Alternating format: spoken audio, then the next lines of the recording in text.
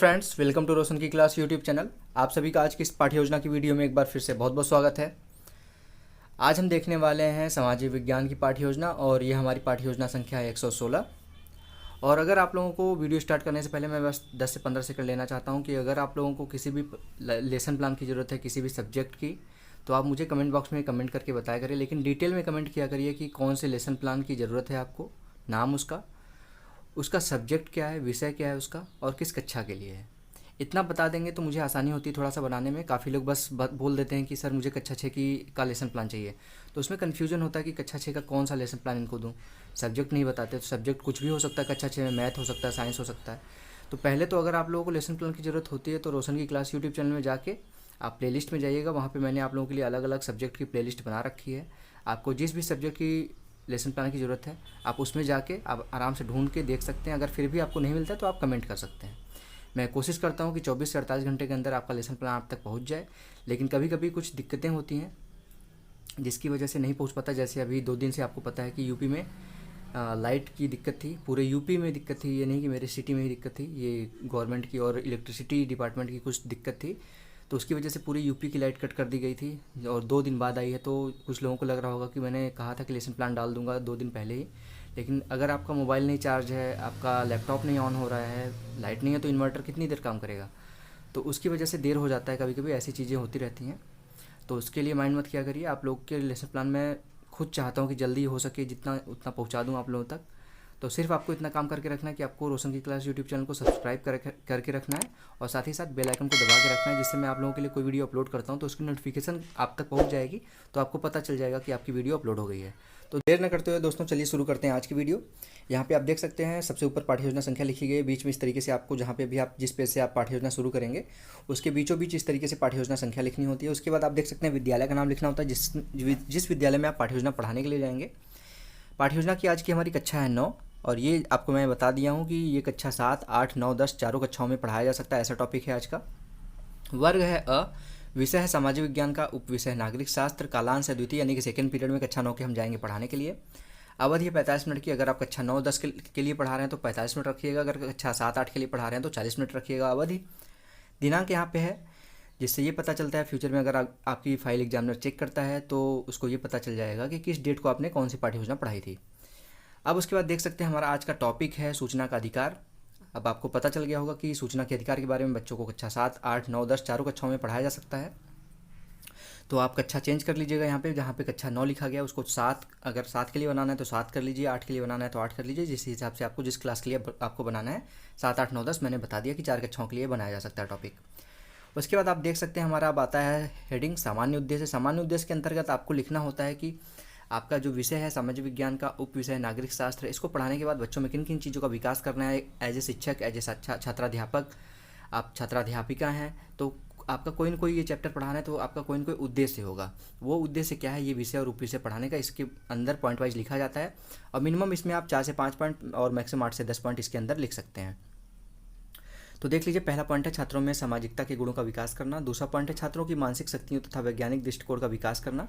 तीसरा पॉइंट है छात्रों में सामाजिक विज्ञान विषय के प्रति रुचि उत्पन्न करना। और चौथा पॉइंट है छात्रों को सामाजिक विज्ञान की दैनिक जीवन में उपयोगिता बताना। और पांचवा पॉइंट है, लास्ट पॉइंट है ये सामान्य उद्देश्य का, छात्रों में नागरिक गुणों का विकास करना। ये 5 पॉइंट है सामान्य उद्देश्य के, इसको आप आराम से देख के लिख लीजिएगा। उसके बाद आता है हमारा हेडिंग विशिष्ट उद्देश्य। विशिष्ट उद्देश्य, जिस तरीके से आपका सामान्य उद्देश्य था, आपके विषय और उप विषय को पढ़ाने से आपका क्या उद्देश्य था, बच्चों में क्या विकास करना चाहते हैं, तो उसी तरीके से आपका जो टॉपिक है आज का सूचना का अधिकार, उसको पढ़ाने से आप बच्चों में किन किन चीज़ों का डेवलपमेंट करना चाहते हैं, उनके अंदर किन किन चीज़ों किन रुचियों का विकास करना चाहते हैं, इसको आप विशिष्ट उद्देश्य में लिख सकते हैं। इसमें आप मिनिमम 2 से 3 पॉइंट और मैक्सिमम 4 से 5 पॉइंट लिखा जा सकता है इसके अंतर्गत। तो पहला पॉइंट देखिए, छात्रों को सूचना के अधिकार की जानकारी देना। दूसरा पॉइंट है छात्र सूचना के अधिकार का प्रयोग करना सीख सकेंगे। और तीसरा पॉइंट है छात्र सूचना के अधिकार से आम जनता को परिचित करा सकेंगे। ये 3 पॉइंट है विशिष्ट उद्देश्य में। विशिष्ट उद्देश्य के बाद आपको हेडिंग लिखना होता है शिक्षण सहायक सामग्री। जिस तरीके से आप देख सकते हैं यहाँ पे इस हेडिंग का नाम ही है शिक्षण सहायक सामग्री, उसी तरीके से इसका कार्य भी होता है। इसके अंदर वही पॉइंट लिखे जाते हैं जो शिक्षण कार्य करते समय जिन सामग्रियों की आप सहायता लेते हैं उसके बारे में यहाँ पे लिखना होता है। तो चौक की सहायता लेते हैं आप शिक्षण कार्य करते समय, डस्टर की सहायता लेते हैं, श्यामपट्ट की सहायता लेते हैं, अगर आप रोलिंग बोर्ड ले जा रहे हैं यानी कि लपेट श्यामपट्ट ले जा रहे हैं साथ में तो उसकी सहायता लेते हैं, संकेतक की सहायता लेते हैं। संकेतक आप सभी को पता होगा, एक पतली सी छड़ी होती है, नुकीली एक तरफ से होती है, जिससे आप अपने हाथों को में पकड़ के बोर्ड पे आप जो भी चीज़ पढ़ा रहे हैं उसको इंडिकेट कर सकते हैं कि ये चीज़ अभी मैं पढ़ा रहा हूँ। अब इसके बाद हेडिंग आता है हमारा शिक्षण सहायक सामग्री के बाद पूर्व ज्ञान। पूर्व ज्ञान में आपको लिखना है कि छात्रों को नागरिकों के मूल अधिकारों की सामान्य जानकारी है। ये चीज़ लिखने के बाद आपको लिखना होता है किसी भी लेसन प्लान का सबसे इंपॉर्टेंट हेडिंग प्रस्तावना प्रश्न। प्रस्तावना प्रश्न किसी भी लेसन प्लान का इंपॉर्टेंट हेडिंग इसलिए माना जाता है क्योंकि इसको बनाने में सबसे ज़्यादा दिक्कत आती है बच्चों को। कोई अगर लेसन प्लान बना रहा है तो उसको सबसे ज़्यादा टाइम लगता है प्रस्तावना प्रश्न बनाने में, कि सारी बारीकियाँ ध्यान देनी होती हैं। और इसमें सारी बारीकियाँ ये होती हैं कि कुछ चीज़ें आपको पता नहीं होती तो वो गलतियाँ कर देते हैं। तो वो मैं बता दूं कि इसमें सबसे पहले तो 3 कॉलम बनाना होता है, क्रम संख्या छात्राध्यापक कथन, या फिर लड़कियाँ आप तो छात्राध्यापिका कथन हो जाएगा, और लास्ट में छात्र छात्रा क्रियाएँ। और इसमें ध्यान ये देना होता है कि मिनिमम 3 प्रश्न पूछ के आप अपना प्रकरण निकलवा सकते हैं, मैक्सिमम 5 से 6 प्रश्न इसके अंतर्गत पूछा जा सकता है। और प्रश्नों के क्रम में शुद्धता होनी चाहिए, यानी कि एक प्रश्न आप पूछ रहे हैं तो उसका आंसर जो है उस दूसरा प्रश्न अगर आप बना रहे हैं तो उसी आंसर से, पहले प्रश्न के आंसर से ही दूसरा प्रश्न बनाएं, उसी तरीके से लास्ट तक जाना होता है। अब यहाँ पे देख लीजिए, पहला प्रश्न पूछा गया है, छात्रों हम किस देश में रहते हैं, तो बच्चे बता देंगे, छात्र छात्राएँ बता देंगे भारत में। दूसरा प्रश्न है भारत का सर्वोच्च नागरिक किसे कहते हैं, तो बच्चे बता देंगे राष्ट्रपति को। फिर तीसरा प्रश्न यहाँ पे बनता है राष्ट्रपति लोकसभा तथा राज्यसभा किसके अंग हैं, संसद के, बच्चे बता देंगे इस चीज़ को। फिर चौथा प्रश्न यहाँ पे बनता है संसद से सभी व्यक्तियों को जानकारी प्राप्त करने का कौन सा अधिकार प्राप्त है, तो बच्चे इसको भी बता देंगे सूचना का अधिकार, क्योंकि उनको मौलिक अधिकारों के बारे में पता है। आप प्रस्ताव अपना पूर्व ज्ञान जो लिखेंगे इसी हिसाब से लिखेंगे कि आप अपना प्रकरण उसी के बच्चों के पूर्व ज्ञान से ही निकलवा सकें। ऐसा तो हो नहीं सकता कि बच्चों को जो पूर्व ज्ञान है उससे ज़्यादा हो, जब आप प्रस्तावना प्रश्न पूछने लगें तो बच्चों को उससे ज़्यादा नॉलेज हो जाए।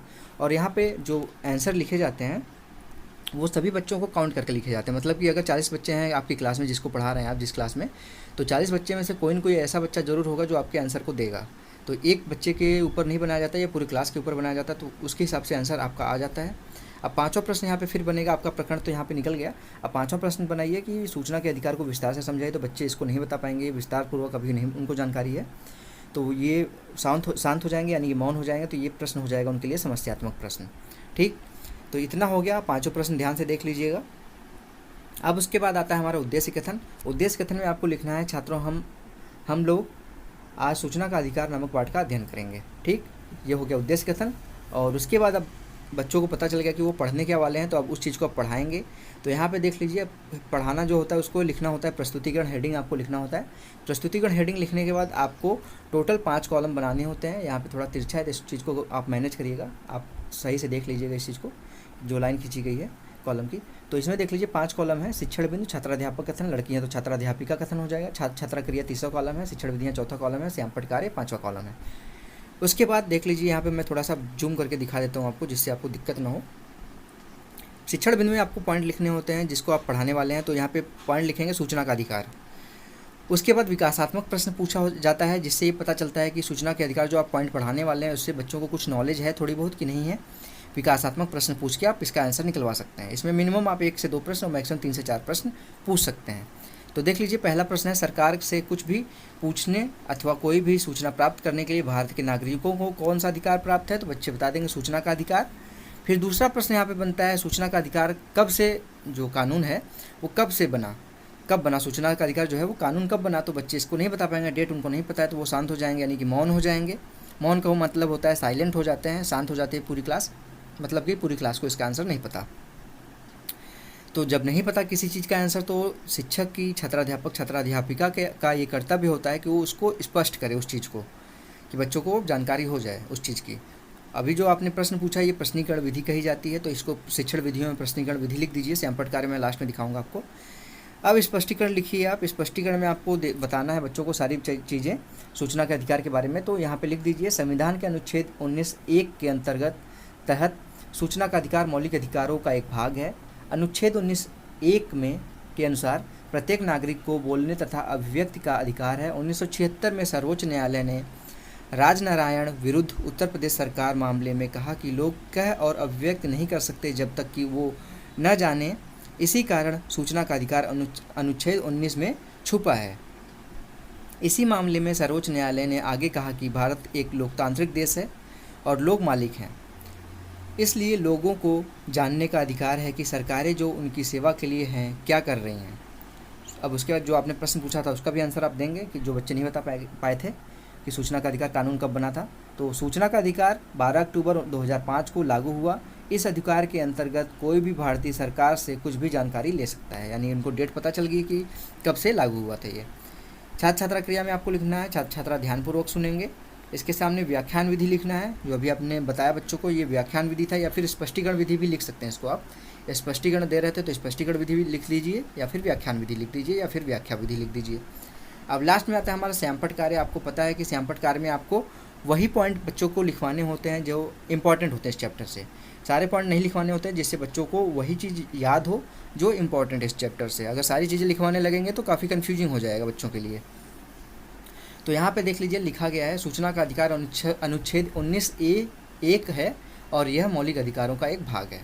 अब उसके बाद लास्ट में यहाँ पे श्यामपट्ट कार्य पे एक पॉइंट और लिख दीजिए कि सूचना के अधिकार के अंतर्गत कोई भी व्यक्ति किसी सरकारी निर्णय की प्रति यानी कि उसकी कॉपी लेकर निरीक्षण कर सकता है। ये पूरा सूचना का अधिकार का आपका प्रस्तुतिकरण था। इसको आप आराम से देख के लिख लीजिएगा।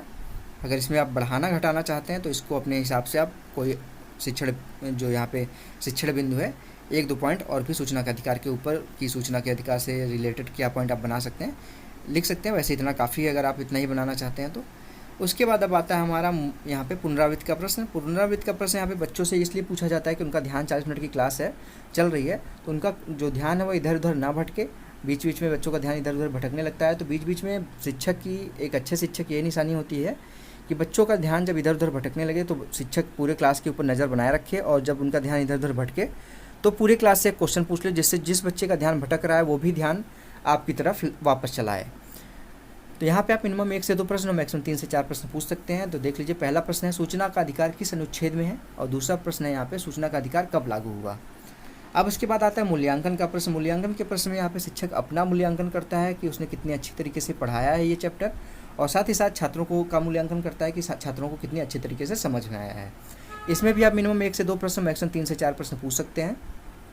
तो देख लीजिए, यहाँ पे रिक्त स्थानों की पूर्ति वाला प्रश्न है। पहला प्रश्न है सूचना का अधिकार अधिकारों का एक भाग है। तो यहाँ पे आपको पता है, अभी आपने पढ़ाया बच्चों के मौलिक अधिकारों का एक भाग है, तो आपको पता होना चाहिए इस प्रश्न का आंसर कम से कम। तो ऐसा नहीं प्रश्न बना लिया करिए कि आपको ही खुद ना पता हो।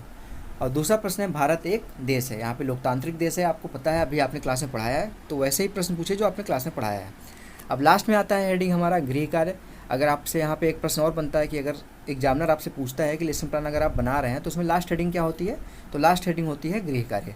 इसमें आप ऐसा गृह कार्य देते हैं बच्चों को जिससे आपने जो 40 मिनट की क्लास में पढ़ाया है वो पूरा का पूरा कवर हो जाए एक ही चीज़ में। अगर एक चीज़ में नहीं कवर होता तो एक से ज़्यादा प्रश्न दे सकते हैं आप। तो यहाँ पे देख लीजिए, सूचना के अधिकार के बारे में विस्तारपूर्वक व्याख्या कीजिए, तो इसमें सारी चीज़ें कवर हो जाएंगी। तो ये हो जाएगा गृह कार्य, और इसको बच्चों को बोल दीजिए कि घर से लिख के ले आना है, और थोड़ा बहुत अगर बोलना चाहें तो आप याद करने के लिए भी बोल सकते हैं। तो ये हो गया गृह कार्य। गृह कार्य समाप्त होने के बाद आपको पता है कि लास्ट हेडिंग होती है, तो हमारा लेसन प्लान भी यहाँ पे समाप्त होता है। अगर आप लोगों को ऐसे लेसन प्लान चाहिए हैं तो मुझे कमेंट बॉक्स में बताया करिए। मैं जल्दी से जल्दी कोशिश करता हूँ कि रोशन की क्लास यूट्यूब चैनल पे लेसन प्लान अपलोड कर दूँ आपके द्वारा मांगे गए लेसन प्लान को। तो उसके लिए सिर्फ आपको इतना काम करना है कि रोशन की क्लास यूट्यूब चैनल को सब्सक्राइब करके रखना है, और साथ ही साथ बेल आइकन को क्लिक करके रखना है, जिससे आप लोगों के मांगे गए वीडियो को मैं अपलोड करता हूँ तो उसकी नोटिफिकेशन आप तक पहुँच जाए और आपको पता चल जाए कि हाँ, आपकी वीडियो अपलोड हो गई है। और अगर आप लोगों को आज की वीडियो पसंद आई हो दोस्तों, तो प्लीज़ इस वीडियो को लाइक कर दीजिएगा, और अपने दोस्तों के साथ लेसन प्लान की ज़रूरत अगर उन लोगों को है तो उनके साथ भी ये वीडियो शेयर कर सकते हैं। तो और पूछिए उनसे कि आपको लेसन प्लान कैसा लगा, और कमेंट बॉक्स में मुझे बताइएगा कि आपको लेसन प्लान मेरे कैसे लगते हैं। तो फ्रेंड्स, मिलते हैं नेक्स्ट वीडियो में, तब तक के लिए आप लोगों का बहुत बहुत धन्यवाद। जय हिंद, वंदे मातरम।